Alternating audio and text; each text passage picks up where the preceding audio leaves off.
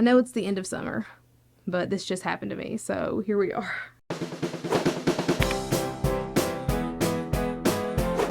Good morning, Reptilians. Welcome and welcome back to the channel. I'm Elle, and this is Elle's Reptiles. This week we are doing a video suggested by Paul on Patreon. So if you follow me on Patreon, I might have posted this on the YouTube community tab. I honestly don't remember.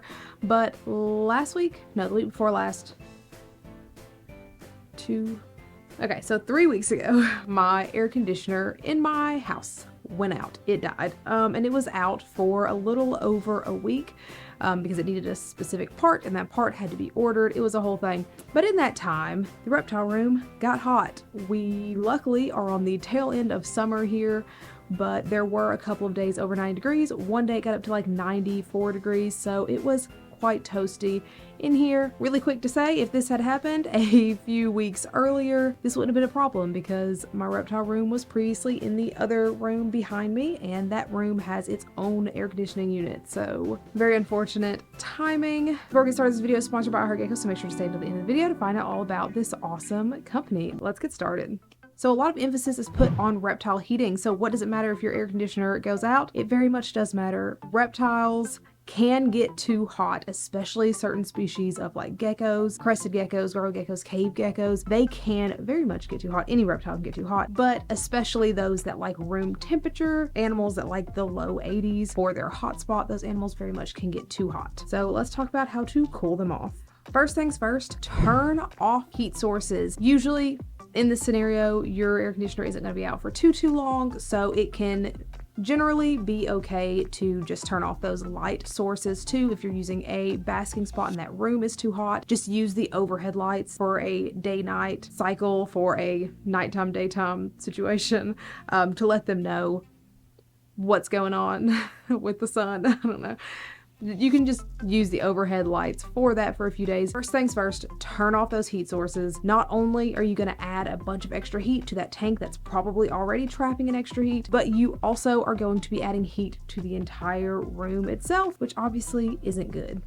Next thing, if you are in a room with a window, or I have like this back door that just has a giant built-in window. It is a giant window. I don't know. Make sure you close all windows. Make sure you close the blinds. Make sure you close curtains if you can, just to kind of trap more of the sun's heat outside and hopefully keep that room cooler. Big thing here, if your windows lock, make sure they're locked. Sometimes, especially my house, because I live in a very old house, sometimes if the window isn't locked, it doesn't actually seal all the way and heat can still get in. So just make sure that it's locked, they're closed, the blinds are closed, and you have curtains up if possible. If you don't have a curtain up, throw a sheet up. Just thumbtack a sheet up in front of the window or in front of the door or whatever, just to add that extra layer. The next thing is fans. Fans are very important because stagnant air also isn't good air. A lot of reptiles really need ventilation, and stagnant hot air being trapped in that tank is not going to be a fun time for your reptiles. So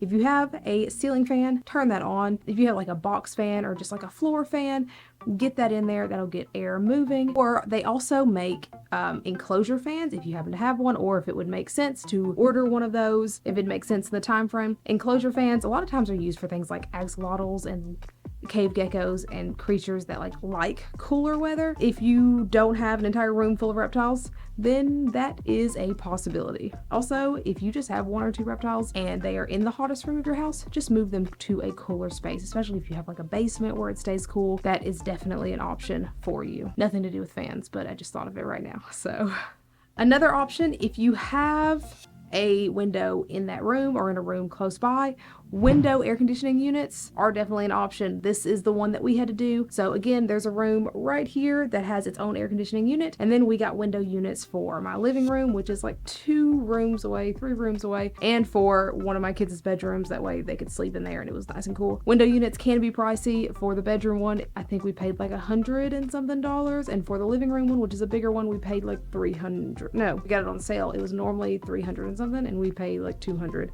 Electronics Express, if you have one of those, is always our lifesaver of a store for buying emergency appliances. We've lived in this house for like 8 or 9 years, so everything is kind of breaking at once. They've been great. Window units are great if you can get them, and again, if they make sense. If your air conditioner is broken and you know your AC dude is going to come out in like 2 days, it probably doesn't make sense to go out and buy window units unless it's like 120 degrees outside. Then it probably does make sense. Do what makes sense for you and your animals, but that's what we did. We ended up having to get air conditioner window units, and between the 2 in the front of my house and this one in the back and putting fans on, it circulated enough to where it cooled the room off more than it was. Not to the temperatures that it is now, but more than it was. This is a big one. Make sure your animal has plenty of water. This is one of the things that your animals are going to do. Usually, if they're too hot, they're going to go hang out in their water dish. They're going to go soak and cool off in that water dish. And also, just like with humans, if it's too hot, they can become dehydrated a lot quicker, which could lead to organ failure, and we do not want that. Make sure they have plenty of water, clean water.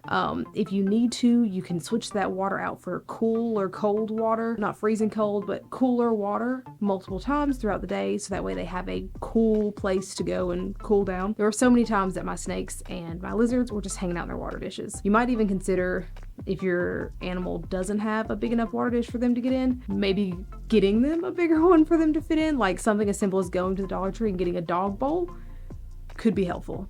And the last one that I have is, if it is like super, super hot outside, here it gets over 100 degrees and your house is just heating up, frozen water bottles in your tank can be helpful.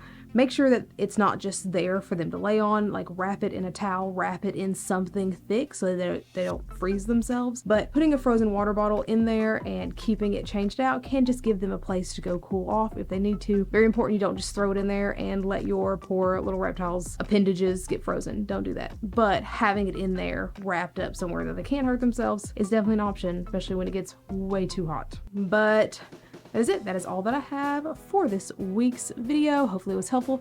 If your air conditioner has gone out, and you have tips for people who are going through the same thing, or if you just have tips, make sure to leave them in the comments below. That way you help someone out, or you help me out in the future if this happens again. As I said at the beginning of the video, this video is sponsored by I Heart Geckos. I Heart Geckos is a fantastic company. They've been working with us here on the channel for quite a while. They make conversion kits for just plain old glass tanks, so you can turn them into vertical or horizontal front opening tanks for various different types of critters. Make sure if you do happen to order from iHeartGeckos.com, you leave Elle's Reptiles in the How Did You Hear About Us box. That way they know that you guys are coming from here. Thank you so much to I Heart Geckos for sponsoring this video. As always, if you're not already, please feel free to follow me on my socials and like, subscribe, and hit the bell for notifications every single time I put out a new video, which is every Sunday and some Wednesdays. This week's Instagram shout out is here, and this week's subscribe shout out is here. Thank you so much for liking, following, commenting, and sharing, and subscribing.